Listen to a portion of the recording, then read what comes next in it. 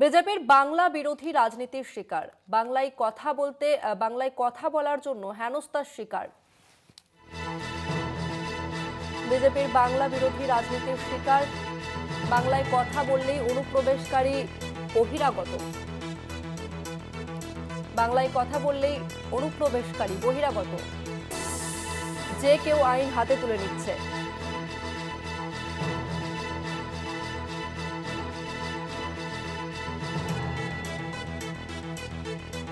আমরা কথা বলবো, আমাদের সঙ্গে ফোন লাইনে রয়েছেন প্রতিনিধি দেবাশিস সেনগুপ্ত। দেবাশিস, তৃণমূলের তরফ থেকে এই ঘটনায় কি বলা হলো ঠিক?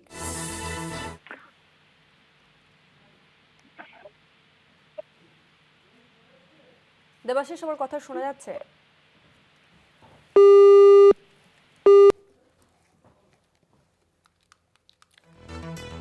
জবাব বিজেপিকে দিতে হবে, এমনটাই জানানো হয়েছে। তৃণমূল চুপ থাকবে না। এই ঘটনায় সরব হয়েছে তৃণমূল কংগ্রেস। ঘৃণার সামনে কখনোই মাথা নত করবে না বাংলা। উড়িষ্যায় বাঙালি খুনে সরব তৃণমূল, বাঙালি হলেই বহিরাগত সন্দেহভাজন। বিজেপির ঘৃণার বিষ পথে পথে ছড়িয়ে গিয়েছে। আমরা বিস্তারিত জানবো, আমাদের সঙ্গে ফোন লাইনে রয়েছে প্রতিনিধি দেবাশিস সেনগুপ্ত। দেবাশিস, এই ঘটনা নিয়ে সরব হয়েছে তৃণমূল, ঠিক কি জানানো হয়েছে তৃণমূলের তরফ থেকে?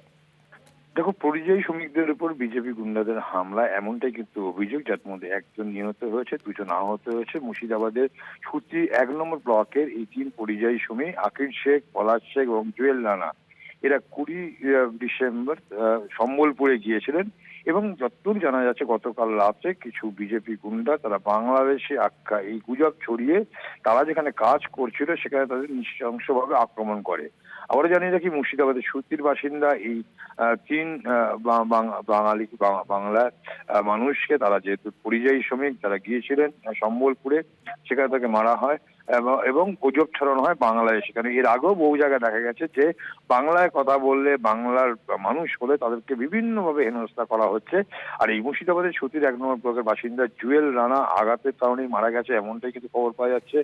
অন্য দুজন আকির শেখ এবং পলাশ শেখ গুরুতর আহত হয়েছেন এবং তারা উড়িষ্যার মোদিপাড়া হাসপাতালে চিকিৎসাধীন আছে। এবং এই সময় এক হচ্ছে তাদের পাশে যেমন আছে ক্ষতিগ্রস্ত পরিবারের পাশে স্থানীয় তৃণমূল নেতৃত্ব, তারা রয়েছেন, তৃণমূল কংগ্রেস রয়েছে।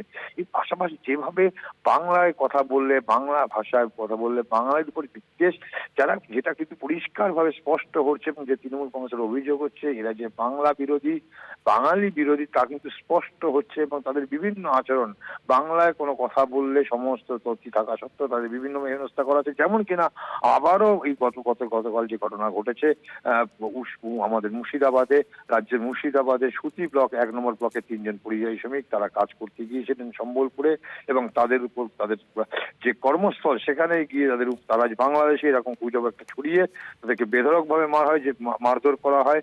এবং যে মারধরের আঘাতে অভিযোগ হচ্ছে যে জুয়েল রানা সুতির এই বাসিন্দা, তিনি মারা গিয়েছেন, এবং অন্য দুজন আকির শেখ এবং পলাশ শেখ তারা গুরুতর আহত হয়েছেন, যারা এই মুহূর্তে উড়িষ্যার মোদিপাড়া হাসপাতালে ভর্তি। জানি কিন্তু নিন্দায় সরব হয়েছে তৃণমূল কংগ্রেস এবং বিরোধী রাজনৈতিক দলগুলো। এবং এই জায়গায় একটা জিনিস স্পষ্ট, যে তারা বাংলা বিরোধী যে অভিযোগ বারবার করে রাজ্যের শাসক দল তৃণমূল কংগ্রেস করছে, এবং স্পষ্ট হচ্ছে যে অন্যান্য রাজ্য, বিশেষত বিজেপি শাসিত রাজ্যতে সেখানে দেখা যাচ্ছে বাঙালি পরিযায়ী শ্রমিকদের বা বাংলা ভাষায় কথা বললেই তাদের উপর আক্রমণ নেমে আসছে। এর উদাহরণ আমরা এর আগে একাধিক দেখেছি, এবং আবারও সেই ঘটনার কিন্তু পুনরাবৃত্তি ঘটছে। অর্থাৎ বাংলায় যে কর্মশ, এবং এই জায়গা থেকে যে অভিযোগ করা হচ্ছে, এরা যেহেতু সামনে 2026-এ নির্বাচন, সেই নির্বাচনকে মাথায় রেখে এরা যেন তেন প্রকারণে যেভাবে যে করেই হোক বাংলা দখলে যে চেষ্টা, মরিয়া একটা চেষ্টা করছে, এবং বাংলার প্রতি বিভিন্ন ধরনের যে বঞ্চনা করছে তা কিন্তু আবারও স্পষ্ট হচ্ছে। এবং বাংলা বিরোধী যে বারবার যে রাজ্যের শাসক দল বলছে তা কিন্তু স্পষ্ট হয়ে উঠছে মানুষের কাছে তাদের বিভিন্ন ক্ষেত্রে। যেমনটা উদাহরণ এই সুতির ঘটনা ঘটছে, এর আগেও একাধিক ঘটনা ঘটেছে। কেন্দ্রীয় বঞ্চনা রয়েছে, বাংলার বিভিন্ন যৌথ প্রকল্প তারা বন্ধ করে দিচ্ছে, সেখানে টাকা দেওয়া হচ্ছে না। ইতিমধ্যে 2 লক্ষ কোটি টাকা বাংলার বকেয়া টাকা, যা বাংলার ন্যায্য প্রাপ্য, তাও কেন্দ্রীয় সরকার দিচ্ছে না। সব মিলে যে কথা রাজ্যের শাসক দল বলছে, এবং পাশাপাশি কর্মক্ষেত্রে বিভিন্ন জায়গায় কাজ করতে যাচ্ছে পরিযায়ী শ্রমিক, তাদের উপর বাংলায় কথা বললে তাদের উপর নিগ্রহ আসছে, কখনো বাংলায় এসে চালান করে দেওয়া হচ্ছে, বিদেশি আখ্যা দিয়ে, বাংলাদেশি আখ্যা দিয়ে। ঠিক যেমনটা ঘটেছে গতকালের যে ঘটনা উঠে আসছে, এমনটাই কিন্তু ভয়াবহ একটা চিত্র উঠে আসছে। তসমিনা। দেবাশিস, এই যে মর্মান্তিক ঘটনা, ন্যাক্কারজনক ঘটনা, এই ঘটনায় তৃণমূলের প্রতিক্রিয়া তো আমরা দেখেছি, কিন্তু বিজেপির তরফ থেকে কি এখনো পর্যন্ত কোনো প্রতিক্রিয়া এসেছে? দেখ, বিজেপির পক্ষ থেকে এখন এ বিষয়ে কথা কিছু বলা হয়নি, কিন্তু একটা জিনিস স্পষ্ট, বিজেপি কোনো জিনিসটাই কিন্তু তারা স্বীকার করে নেয় না বা স্বীকার করেন না। বিভিন্ন ক্ষেত্রে সেই অজুহাত খাড়া করার চেষ্টা করে। কেবলমাত্র এই সুতির এই ৩ জন বাসিন্দা নয়, এর আগে আমরা দেখেছি রাজ্যের বিভিন্ন প্রান্ত থেকে বিজেপি শাসিত রাজ্যগুলোতে, মূলত বিজেপি শাসিত রাজ্যগুলোতে যে সমস্ত পরিযায়ী শ্রমিকরা আছে, তাদের কাছে দেখা গেছে কখনো তারা রাস্তায় কাজ করছে, তারা ফেরি করছে, ফেরি করে ফিরে আসবে, তাদেরকে রাস্তা আটকে দেওয়া হয়েছে।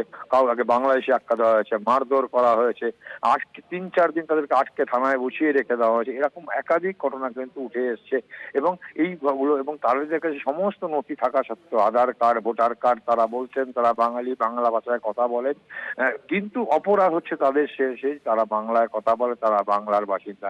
এই অভিযোগ এর আগেও করেছে, কিন্তু কোনো ক্ষেত্রে কিন্তু বিজেপি কখনো স্বীকার করে নেয়নি এবং সেক্ষেত্রে দাঁড়িয়ে ঠিক যে ঘটনা ঘটছে ভয়াবহ আকার দিচ্ছে এবং এই বাংলার প্রতি তার যে বিদ্বেষ আশ্রয় ছড়িয়ে পড়ছে, এবং এই বিদ্বেষ ছড়িয়ে দিতে পেরেছে বিজেপির পক্ষ থেকে, এবং তারা কিন্তু স্বীকার করছেন, কিন্তু প্রকারান্তে দেখা যাচ্ছে বাংলার দেবাশিস, তুমি আমাদের শ্রমিকরা সঙ্গে